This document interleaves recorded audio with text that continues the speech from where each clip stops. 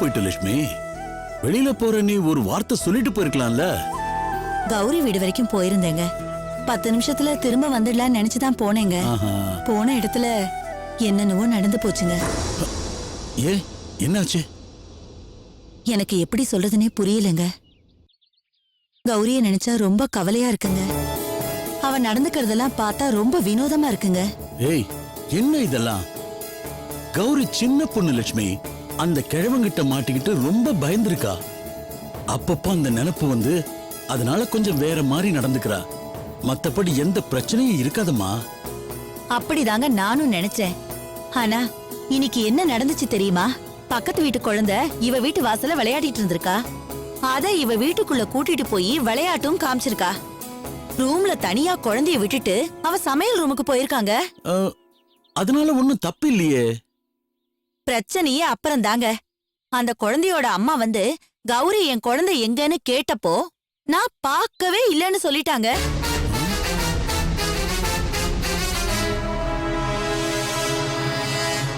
நல்ல வேளை மாப்பிள்ள குழந்தைய தூக்கிட்டு வந்து அந்த அம்மாவை ஒரு வழியா சமாதானப்படுத்தி அனுப்பி வச்சாரு. ஆனா இதை இப்படியே விட்டுட்டா நிலைமை ரொம்ப மோசமாயிடுங்க.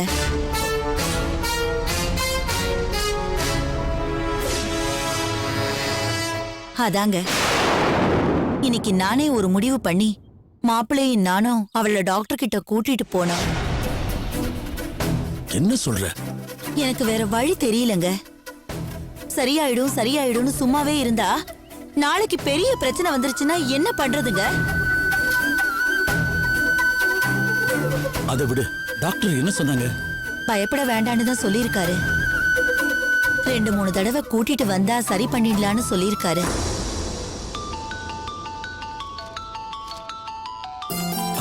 காயத்ரி, அம்மாடி, நல்லபடியா பெங்களூர் போய் சேர்ந்துட்டியாமா? ஒரு ப்ராப்ளமும் இல்லப்பா. நல்லபடியா பெங்களூர் வந்துட்டேன். வேலையில ஜாயின் பண்ணிட்டேன்ப்பா. இங்க எம்டி கூட இருக்கிற ஸ்டாஃப்ஸ் எல்லாரும் ரொம்ப அன்பா பழகுறாங்கப்பா. ரொம்ப சந்தோஷமா. அம்மா கிட்ட பேசுமா. ஹலோ காயத்ரி அம்மா, வேலையில சேர்ந்துட்டியாமா? சேர்ந்துட்டேம்மா.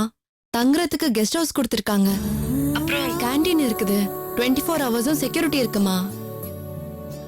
நீங்க தைரியமா இருங்கம்மா. இது போதும்மா. உன்னை பத்தி தான் நான் எப்பவும் நினைச்சுக்கிட்டு இருக்கேன். இந்த பொண்ணு இன்னும் போன் பண்ணலையேன்னு நினைச்சுக்கிட்டு தாமா இருந்தேன். போன் பண்ணாம எங்கம்மா போயிட போற? நீ தான் சொல்லிட்டியே, டெய்லி ஈவினிங் ஆபீஸ் முடிஞ்சதும் 5 மணிக்கு என் கால் வரும். நீ ரெடியா இருமா. சரிம்மா. இங்க பாருமா, ஒழுங்கா வேளைக்கு சாப்பிடணும். ராத்திரி ரொம்ப நேரம் கண்ணு முழிச்சுக்கிட்டு இருக்காத. ஆமா, பெங்களூர்ல ரொம்ப குளிர்னு சொன்னாங்களே. ஊட்டி கொடைக்கானல் கூட குளிர்தான். இதெல்லாம் ஒரு விஷயமா?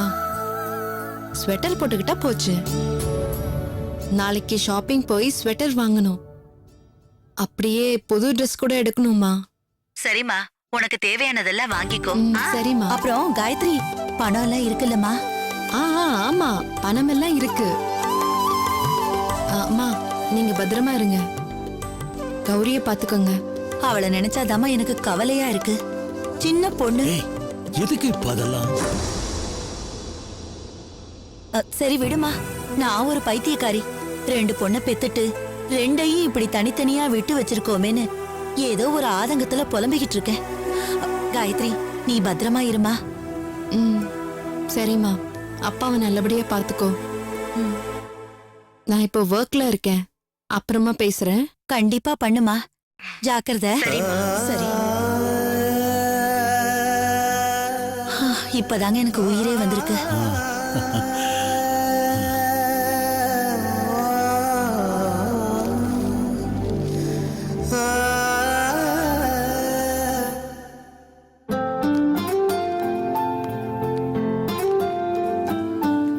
இன்னைக்கு நீ எங்க வீட்டுக்கு வரணும். அங்க டின்னர் சாப்பிட்டுட்டு அப்புறம் உங்க கெஸ்ட் ஹவுஸ் போலாம். ஓகே. அதுக்கு முன்னாடி எனக்கு ஸ்வெட்டர் வாங்கணும். அப்படியா? எங்க வீட்டு பக்கத்துல பெரிய ஷாப்பிங் மால் இருக்கு. அங்கேயே ஷாப்பிங் பண்ணிக்கலாம். சரியா? வா. ஐயோ, என்ன தேடுற? ஐயோ சாரி, என் மொபைலை மறந்துட்டேன். ஓ அப்படியா? சரி, நான் வெளியில இருக்க மெடிக்கல் ஷாப்ல வெயிட் பண்றேன். சீக்கிரம் வா. ஓகே.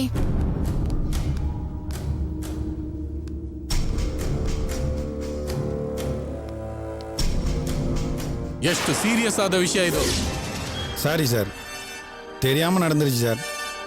நீங்கள் சொன்ன இடத்துக்கு தான் பாடி எடுத்துகிட்டு போனோம் சார். போகிற வழியில் பெரிய காடு வந்துச்சு சார். அங்கே போட்டால் ப்ராப்ளம் வராதுன்னு நினச்சேன் சார். அதனால தான் சார் போட்டோம். அறிவு இருக்காடா உங்களுக்கு? ஒரு கொலை பண்ண பாடி எப்படி டிஸ்போஸ் பண்ணணும்னு தெரியல? எத்தனை தடவை படிச்சு சொல்லியிருக்கேன், எத்தனை வாட்டி லெக்சர் கொடுத்துருக்கேன். இப்படியா சொதப்பி வைப்பீங்க? முட்டாளம். இங்க வந்து இன்ஸ்பெக்டரும் நாக்க புடிங்கிற மாதிரி பேசுறான். பக்கத்து ரூம்ல இருந்து பேசினதெல்லாம் கேட்கல. யாரு செய்யறான்னு தெரியாத வரைக்கும் தான் தப்புக்கு மரியாதை. தெரிஞ்சிச்சுன்னா தப்பு செஞ்ச அளவுக்கு டேஞ்சர். இதென்ன 1 ரூபாய் 2 ரூபாய் பிசினஸ் இல்ல, கோடி ரூபாய் பிசினஸ். ஒரு சிக்கல் வந்தா யார் ஃபேஸ் பண்ணுவா? Sorry sir. என்னடா ಸಾರಿ ಇಡಿಯಟ್. ಇದೇ ಲಾಸ್ಟ್. ಇನ್ನೊಂದ್ಸಲ ಈ ತರ ನಡೆದ್ರೆ ನಾನು ಸುಮ್ಮನೆ ಇರಲ್ಲ, ಗೊತ್ತಾಯ್ತಾ? இன்னும் சார் நடிக்கல சார். புடிங்கடா அவள. என்னடா பாத்துட்டு இருக்கற? எவ்வளவு வீடியோ ரெக்கார்டிங் பண்ணிட்டு இருக்கா? பின்னாடி போய் புடிடா அவள. Okay sir. ஏய் நில்லு. ஏய் சொல்றல நில்லு. ஏய் விடுடா அவள.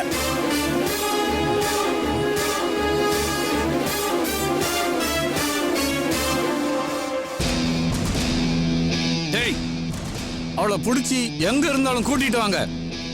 ஐஸ் ரூம்ல போட்டு அடைச்சிடலாம்.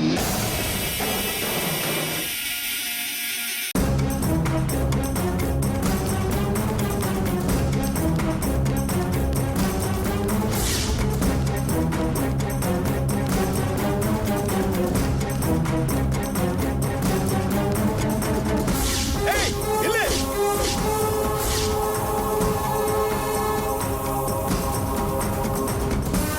ஏய்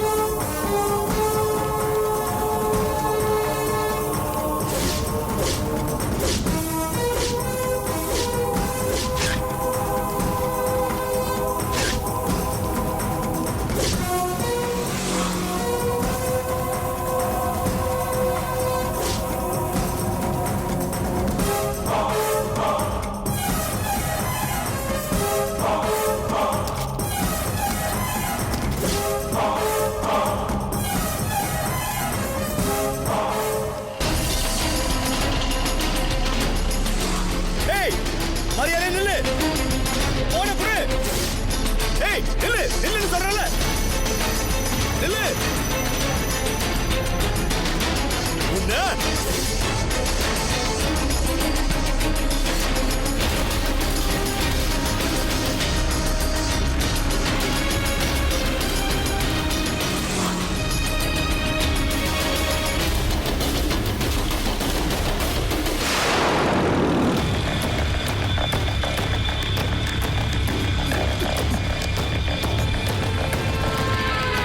எಲ್ಲಿ ஓடுறோம்? இந்த பக்கமா தான் வந்தா, எங்க போனா?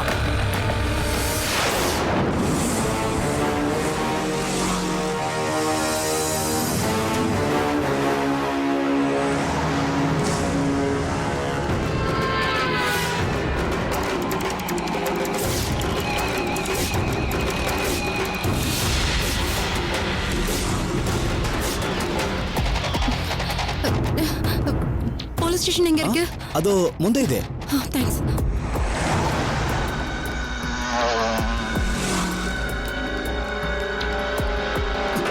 ಸರ್ ಎಲ್ಲ ಅವಳು ಸರ್ ತುಂಬಾ ಪ್ರಯತ್ನ ಪಟ್ವಿ, ಸಿಗ್ಲಿಲ್ಲ ಸರ್. ತಪ್ಸ್ಕೊಂಡ್ಬಿಟ್ರು. ನಾಚಿಕೆ ಆಗಲ್ಲ? ದನ ತಿಂದಂಗ್ ತಿಂತೀರಾ? ಒಂದ್ ಹುಡುಗಿ ಹಿಡ್ಕೊಂಡ್ ಬರಕಾಗ್ಲಿಲ್ವಾ? ಅಲ್ರೋ, ಅವಳು ಹೊರಗಡೆ ಹೋಗಿ ನನ್ನ ವಿಚಾರ ಹೇಳಿದ್ರೆ ನನ್ನ ಮಾನ ಮರ್ಯಾದೆ ಏನಾಗ್ಬೇಕು? ಅಷ್ಟು ಗೊತ್ತಾಗಲ್ಲ ನಿಮ್ಗೆ? ಮೊದ್ಲು ಅವಳು ಎಲ್ಲಿದ್ದಾಳೋ ಹುಡುಕಿ, ಅದನ್ನ ಡೆಲೀಟ್ ಮಾಡ್ಬೇಕು. ಇಲ್ಲ ಅಂದ್ರೆ ಮರ್ಯಾದೆ ಹೋಗೋದು ನಂದು. ಅರ್ಥ ಆಯ್ತಾ? ಸರಿ ಸರ್. ತೊಳಿರಿ.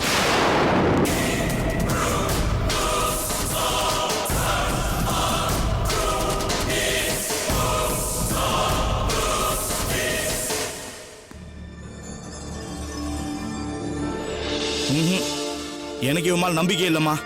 இந்த ராஸ்கல் ஏதோ ஃப்ராட் தான பண்ண போறான்னு எனக்கு தோணுது. பா, நானே ஒரு டென்ஷன்ல போயிட்டு இருக்கேன். என் ஃபீலிங்ஸ் புரியாம பேசிக்கிட்டு. என்னடா பெரிய டென்ஷன் உனக்கு? நீயா நினைச்சனா 10-15 நாள் கூட ஆபீஸ்க்கு லீவ் போடுவ. அதுக்கப்புறம் ரொம்ப பெரிய இவன் மாதிரி இந்த மாதிரி நான் டென்ஷன்ல இருக்கேன் அது இதுன்னு பிஹேவ் பண்ணுவேன். 10-15 நாள் லீவ் போட்டேன்ல, ஹெச்ஆர் மேனேஜர் கை காலை பிடிச்சிட்டு மெமோ இல்லாம திரும்பி கம்பெனில ஜாயின் பண்ணிருக்கேன். ஜாயின் பண்ண உடனே கோயம்புத்தூர் ப்ராஜெக்ட் அனுப்புறாங்க. டேய், எனக்கு இதெல்லாம் சரியா படல. பேசாம அந்த வேலை வேண்டான்னு வந்துரு. எதுக்கு? நாளைக்கு தண்ட சோறுன்னு நீங்களும் என்ன பாட்டு பாடுறதுக்கா? இவன் கோயம்புத்தூர் போறேன்னு சொல்லிட்டு அந்த காயத்ரி தேடி போறான்னு எனக்கு டவுட்டா இருக்கு. ஏன்பா இப்படி இருக்கீங்க? நானே டென்ஷன்ல கிளம்பிட்டு இருக்கேன். என் ஃபீலிங்ஸ் நீங்க புரிஞ்சுக்க மாட்டீங்களா? ஏன் இப்படி ஒரு கீழ்த்தனமா யோசிச்சுட்டு இருக்கீங்க?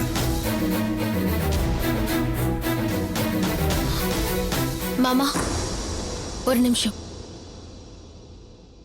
நான் தான் உங்க எல்லாருக்கும் சொல்லிருக்கேன்ல, அவர் எதையும் நீங்க கேட்காதீங்கன்னு. அப்புறம் ஏன் இன்னும் கேட்டுக்கிட்டு இருக்கீங்க? இல்லம்மா, திடீர்னு கோவைக்கு போகணும்னு சொல்றானே. போயிட்டு வரட்டும் அத்தை. 10 நாள் தானே சொல்றாரு, அதுல என்ன தப்பு? ஆபீஸ் ஒர்க்னா அப்படி இப்படி இருக்கதான் செய்யும். வெளியூர்ல போகதான் வேணும். நீங்க போயிட்டு வாங்க. உங்க மேல எனக்கு நம்பிக்கை இருக்கு. கோவையில குளிர் அதிகம். போனதும் ஸ்வெட்டர் வாங்கிக்கோங்க. எப்படி செய்வான் பாரு. இவன் கோயம்புத்தூர் போய் இறங்கின உடனே பாரையும் பப்பையும் தான் போய் தேடி அலைவான். தப்பா பேசாதீங்க மாமா. நாம அன்னைக்கு இவரை குடிக்க கூடாதுன்னு சொன்னதும் நம்ம வார்த்தையை மதிச்சு குடிக்காம இருக்கார்ல, அதே மாதிரி நாம அவரை திருப்பி மதிக்கணும். எல்லாம் என் தலையெழுத்து. எங்க அப்பா அம்மா கிட்ட நீ ரெக்கமெண்ட் பண்ண வேண்டியிருக்கு.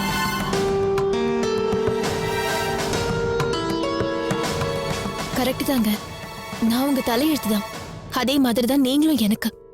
நம்ம மட்டும் இல்லைங்க, உலகத்துல இருக்கிற எல்லா ஹஸ்பண்ட் அண்ட் ஒய்ஃபுக்கும் இப்படிதான். டைம் ஆயிடுச்சு, போயிட்டு வாங்க.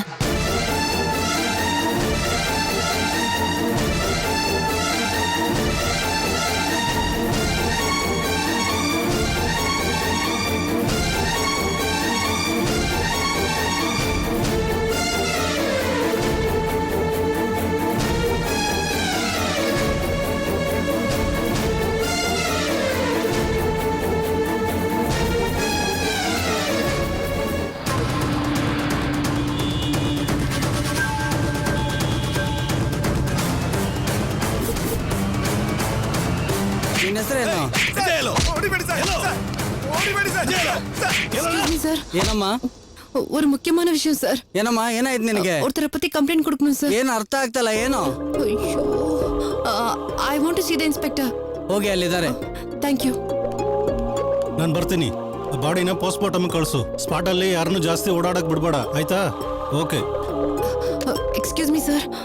ಯಾರಮ್ಮ ನೀನು? என் பேர் காயத்ரி சார். ಹಾ நீங்க ஒரு பால் பவுடர் கம்பெனிக்கு வந்தீங்கல்ல, ಹಾ அந்த எம்டியை கூட ஏதோ கேஸ் விஷயமா என்கொயரி பண்ணீங்களே, அந்த கம்பெனில நான் புதுசா ஜாயின் பண்ணியிருக்கேன் சார். ம் அது ஆமா, நான் கூட உன்னை அங்க பார்த்திருக்கேன். சொல்லு, என்ன விஷயம்? சார், அது பெரிய ஃப்ராட் கம்பெனி சார். நீங்க எந்த கேஸ் சம்பந்தமா அவரை விசாரிக்க வந்தீங்கன்னு எனக்கு தெரியல சார். ஆனா என்கிட்ட அவர் சம்பந்தப்பட்ட ஒரு பெரிய ஆதாரம் சிக்கிருக்கு சார். எப்படியாவது இது உங்ககிட்ட சேர்த்தணும்னு உயிரை கையில பிடிச்சிட்டு ஓடி வந்தேன் சார். நிதானமா சொல்லுமா, உங்ககிட்ட என்ன ஆதாரம் இருக்கு? சார், இது பாருங்க சார், நான் ஒரு வீடியோ எடுத்திருக்கேன். இது பாத்தீங்கன்னா அவர் எவ்வளவு பெரிய கிரிமினல்னு உங்களுக்கே தெரியும் சார். டாக்டரை கொன்னது அவர்தான் சார். ஆள் வச்சு கொன்னு இருக்காரு. ஒரு நிமிஷம் சார், பாருங்க சார்.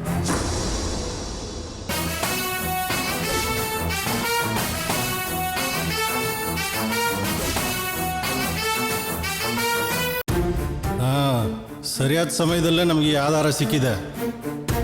சார், நான் இவங்களோட சென்னை பிரான்ச்ல வேலை பார்த்துட்டு இருந்தேன் சார். அங்க கணக்கு வழக்குல பயங்கர ஊழல் நடந்துச்சு சார். அதை கண்டுபிடிச்ச அடுத்த நாளே என்னை இங்க டிரான்ஸ்ஃபர் பண்ணிட்டாங்க. அப்ப நல்ல விதமா வேற ஏதோ ஒரு காரணம் சொல்லி என்னை அனுப்பிட்டாங்க. ஆனா இங்க வந்ததுக்கு அப்புறம் தான் இந்த கும்பலே பெரிய கிரிமினல்ஸ்னு தெரியுது சார். ரிலாக்ஸ்மா, நான் இருக்கேன் இல்லையா, நான் பாத்துக்கிறேன். ராஸ்கல், செய்யறதெல்லாம் செஞ்சுட்டு என்கிட்ட எவ்வளவு நியாயம் பேசினேன் தெரியுமா? எந்த கோடீஸ்வரனா இருந்தா எனக்கு என்ன?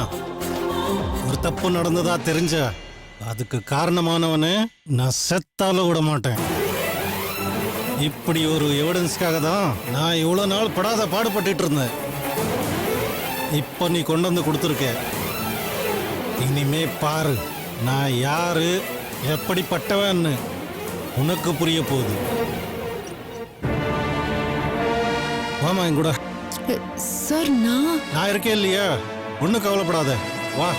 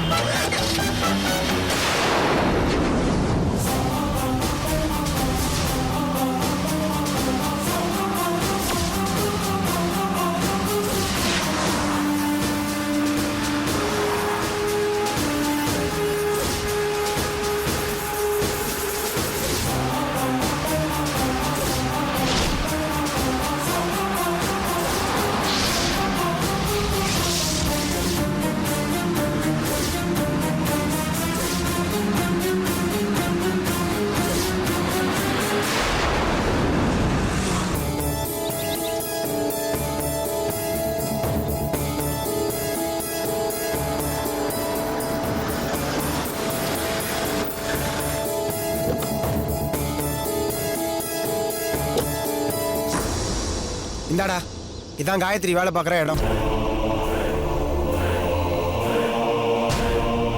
இது ஆல்ரெடி காயத்ரி ஒர்க் பண்ணிட்டு இருந்த ஆஃபீஸோட ஹெட் ஆஃபீஸ் அட்ரஸ் பெங்களூர்ல இருக்கு. அங்கே தான் ஒர்க் பண்ணிருக்காங்க. அவங்க டெபியூட்டேஷனில் போனாங்களோ ட்ரான்ஸ்ஃபரில் போனாங்களோ அது எனக்கு தெரியாது. ஆனால் இப்போ அவங்க அங்கே தான் ஒர்க் பண்ணிருக்காங்க. சூப்பர் மச்சான், பெரிய ஹெல்ப் பண்ணியிருக்கடா, மறக்கவே மாட்டேன். அதெல்லாம் இருக்கட்டும், நான் உனக்காக இந்த வேலையை செஞ்சேன், உனக்கு கார் கொடுத்தேன்னு உங்கள் அப்பா கிட்ட மப்பிள தப்பி தவறி கூட சொல்லிடாத, அவர் என்னை கொன்னே போட்டுருவார். சேச்சா, நான் ஏன்டா சொல்ல போகிறேன்? நான் நினச்ச மாதிரி எல்லாமே நடந்துச்சுன்னா என் காயத்ரியோட நான் ஈஸியாக காம்ப்ரமைஸ் ஆகிடுவேன்டா. சென்னை என்ன புண்ணியஸ்தலமா, நானும் பேசாமல் பெங்களூர்லேயே செட்டில் ஆகிடுவேன்டா. இங்கே இருந்தால் தான் எங்கள் அப்பா டார்ச்சர், அம்மா டார்ச்சர், எங்கள் அக்கா டார்ச்சர். மை காட், அந்த சுப்பு டார்ச்சர் வேற தாங்க முடியலடா. உன்னை நினச்சா ரொம்ப பரிதாபமாக இருக்கு சூர்யா. எங்கேயோ நூலை விட்டு கண்ணை முட்டு காத்தாடியை தேடுறோன்னு தோணுது. இல்லைடா, காயத்ரி ரொம்ப நல்லவ, தன்னால் யாருக்கும் கஷ்டம் வந்துடக்கூடாதுன்னு நினைக்கிறவ. சுப்பு காதலுக்காக அவ காதலியே தியாகம் பண்ற அளவுக்கு அவளுக்கு பெரிய மனசுரா. அதான் உனக்கு சரிப்பட்டு வரலையே. நான் சராசரியான ஆள்ரா. எனக்கு என்னோட ஆம்பிஷன் தான்டா முக்கியம். என்ன ஆம்பிஷன்? அதை இப்போ சொல்லிடு. அப்புறம் நீ பெங்களூர் போனதுக்கப்புறம் ஃபோன் பண்ணிலாம் கேட்டுக்க முடியாது. காயத்ரியோட விருப்பம் இல்லாம தாண்டா அவ கழுத்துல நான் தாலியை கட்டினேன். ஆனா அவ வாழ்நாள் பூரா விரும்புற மாதிரி அவளோட நான் சேர்ந்து வாழணும். இதுதான், இது ஒண்ணுதான் இப்போதைக்கு என்னோட லட்சியம். எனிவே, இதை பத்தி இனிமே உங்ககிட்ட பேசுறதுக்கு எதுவும் இல்லை. Best of luck. இந்தா சாவி. தேங்க்யூடா. பெங்களூர் போனதும் கால் பண்ணு. சரிடா. டேய், நீ பத்திரமா போறியோ இல்லையோ, என் கார் பத்திரம். நான் ஆட்டோல போயிரு, பார்த்துக்கிறேன்டா.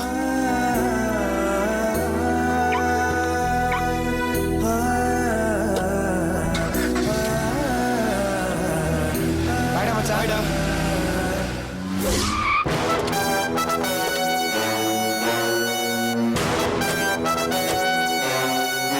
ஆமா, ஒன்றும் கவலைப்படாது, நான் இருக்கேன் இல்லையா, வா.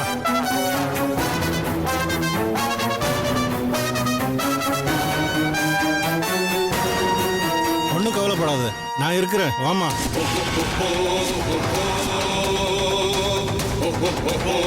பாஸ் இருக்காரா? ஆமா.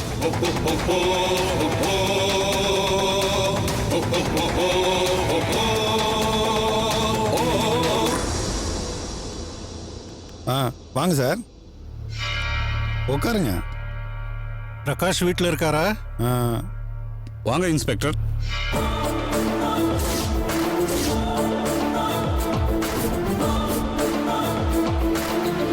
ஏயா, கோட்டை சூட்டை போட்டுக்கிட்டு மாளிகை மாதிரி ஒரு பங்களா வச்சுக்கிட்டு பெரிய ஆபீஸ் ஒன்று வச்சுக்கிட்டு எல்லா பித்தலாட்டம் பண்ணுனா யாருக்கும் எதுவும் தெரியாதுன்னு நீ நினைச்சிட்டியா? Inspector, stop it. இதுக்கு மேலேயும் நீ நடிக்காத. உன் ஃப்ராடெல்லாம் எனக்கு தெரிஞ்சு போச்சு.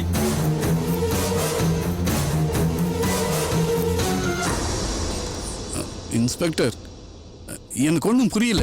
ஓஹோ, செஞ்சது ஒரு தப்பு ரெண்டு தப்பா இருந்தா எதை பத்தி பேசுறோன்னு சுலபமா புரிஞ்சிருக்கும். சரி, நான் உனக்கு புரியுற மாதிரியே சொல்றேன். உங்க கம்பெனி பால் பவுடரால எத்தனை பேர் பாதிக்கப்பட்டாங்கன்னு சொல்லி ஒரு லிஸ்ட் எடுத்துன்னு வந்து காமிச்ச அந்த டாக்டரை நீ என்ன பண்ணின?